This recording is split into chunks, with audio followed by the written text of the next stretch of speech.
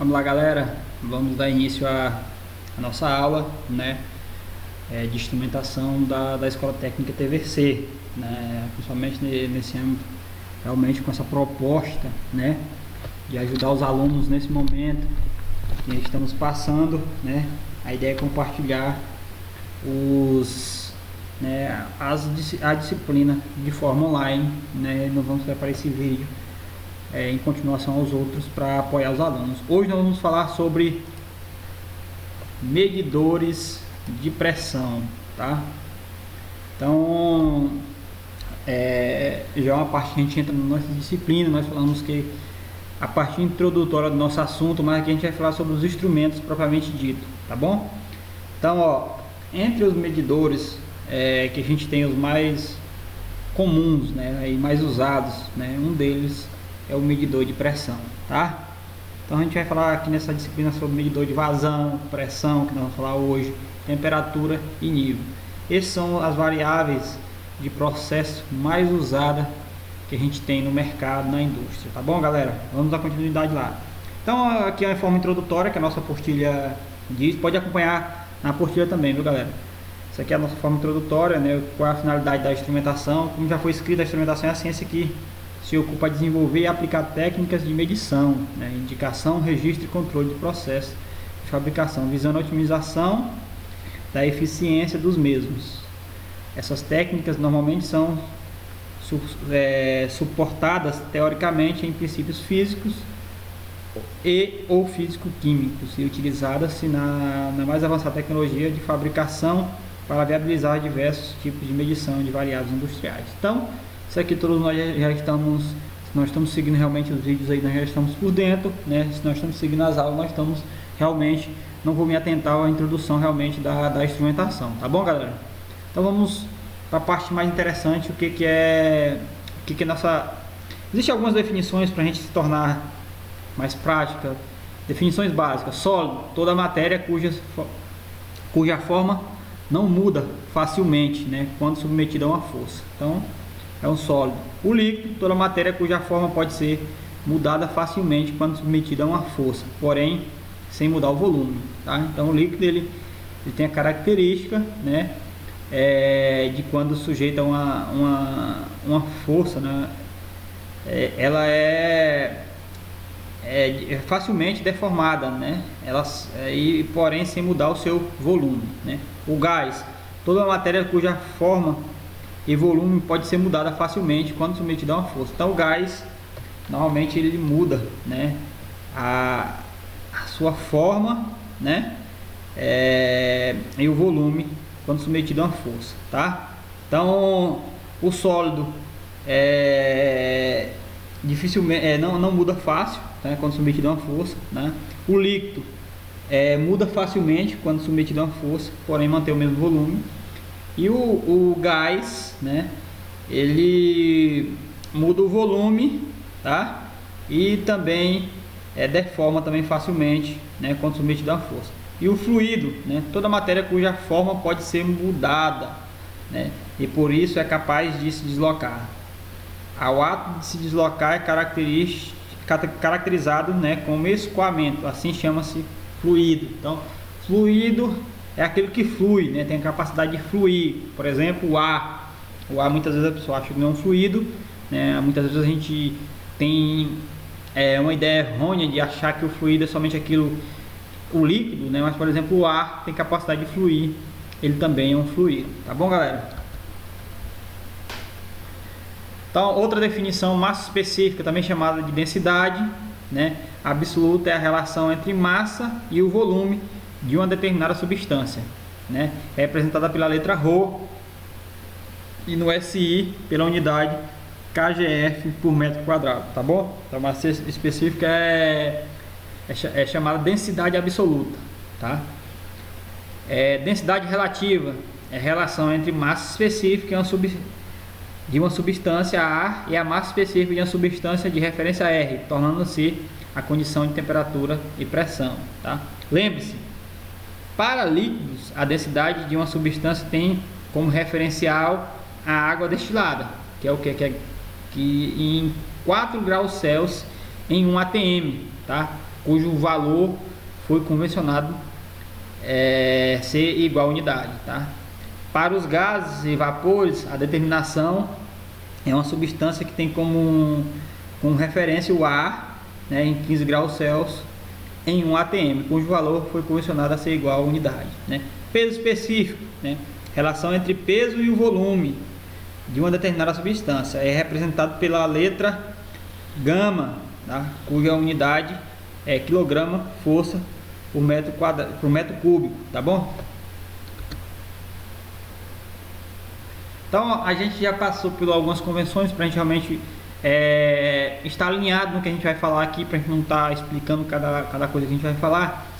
Ó, princípios, leis e teoremas da física utilizadas na medição de pressão. Então, um dos princípios que a gente usa, né, é o teorema de Bernoulli, né? É um teorema muito conhecido, né? Aqueles que vão ter ou fazem engenharia, né? É muito estudado numa disciplina chamada fenômeno do transporte, né? O fenômeno do transporte é o terror das engenharias, tá, galera? Então, aqueles que tiver a oportunidade de cursar engenharia, é uma das disciplinas mais difíceis, considerada mais difícil na engenharia, tá bom? Então, esse teorema foi estabelecido por Bernoulli, tá, em 1738 e relaciona as energias potenciais e cinéticas, né, de um fluido ideal, ou seja, sem viscosidade e incompreensível, né? Através do teorema pode-se concluir que era um fluido perfeito. Toda forma de energia pode ser transformada em outra, permanecendo constante sua somatória ao longo de uma linha de corrente. Assim, sua equação representada em... Então, a representação dessa equação é aqui. Então, lembrando que essa equação ela foi desenvolvida, né, em um fluido perfeito, né?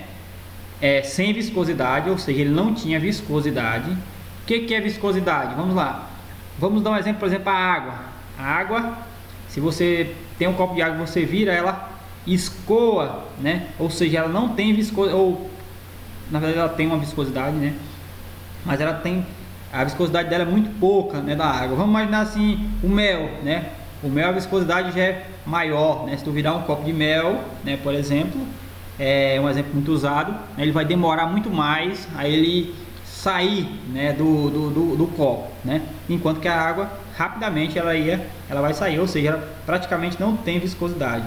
E compreensível é aquilo realmente que não tem capacidade, que é um fluido compreensível, é aquele que não tem que você comprimindo, né, ele não deforma, tá bom? Isso é um fluido perfeito, tá? E a fórmula aqui, ó, do fluido perfeito é P1 mais meio, né, vezes ρ, vezes V1 ao quadrado, mais ρ, mais gravidade, vezes a gravidade, vezes H1, que é igual a P2 mais meio, vezes ρ, vezes V2 ao quadrado, mais ρ, vezes a gravidade, vezes H2, que é igual a constante, tá bom? Então a gente não vai tentar entender muito essa fórmula, né? E porque a nossa finalidade do curso é realmente a gente entender os princípios da pressão, né? Quais são as teorias que se baseia a pressão, tá bom? Essa equação pode ser simplificada em função das seguintes situações. Se a corrente for constante em direção horizontal, teremos, ó, vamos lá, errando um pouquinho, né? P1 mais meio vezes ρ vezes V2, que é igual a P2 mais meio vezes ρ vezes V2, ou seja, nós não temos aqui, né, a altura e nem a gravidade, né, e que é igual a constante, né? E se a velocidade é nula, é assim o fluido se encontra em repouso. Teremos P1 mais ρ. Rho aqui é uma letra grega, tá bom, galera? Só às vezes pode ser que eu não falei sobre isso. Vezes a gravidade vezes H1, que é igual a P2 mais ρ vezes a gravidade vezes H2, que é igual a constante, tá bom? Outro teorema que se baseia também os princípios da pressão é o de Steve, né? Esteve ou Steve, né? Alguns falam Esteve, outros Steve, mas vamos lá. Esse teorema foi estabelecido, né, por Esteve e relaciona a pressão estática exercida por um fluido em repouso com a altura da coluna do mesmo em um determinado reservatório, né? Seu enunciado diz: a diferença de pressão entre dois pontos de um fluido em repouso é igual, né, ao produto do peso específico do fluido pela diferença de cota entre esses dois pontos. Então, vamos entender o que seu enunciado nos diz, né? O que o Steve nos diz: a diferença de pressão, tá? Diferença de pressão entre dois pontos, P1 e P2, tá? Aqui, ó, estamos aqui, vamos imaginar que isso aqui é um reservatório com fluido aqui dentro, né? Nós temos dois pontos, P1 e P2, tá? De um fluido em repouso. Esse fluido ele está em repouso, né? É igual ao produto do peso específico do fluido. Então, a diferença desses pontos é igual ao peso específico desse fluido, né? Que é a massa específica, o peso específico desse fluido, né? Pela diferença de cota entre os dois pontos. Então, é o peso específico com a diferença de altura desses dois pontos, tá bom? Esse teorema só é válido para fluidos em repouso, né? A diferença em cotas entre dois fluidos deve ser feita na vertical, tá bom? Então, outra coisa importante do teorema de Steve, tá? Outro teorema também importante, talvez o mais usual, mais conhecido, é o princípio de Pascal, né? A pressão exercida em qualquer ponto de um líquido em forma estática se transmite integralmente em todas as direções e produz a mesma força em área igual, né? Devido serem os fluidos praticamente incompreensíveis, a força mecânica desenvolvida em um fluido sob pressão pode ser transmitida, né? Então, aqui a gente já correlaciona uma fórmula importante para a pressão, ó. Não vou explicar aqui a parte realmente do desenho aqui daqui a pouco. Então, se aplicar uma força F1, tá? Vamos lá, F1, que é igual a 10 kgf sobre um pistão, né? Um cilindro, né?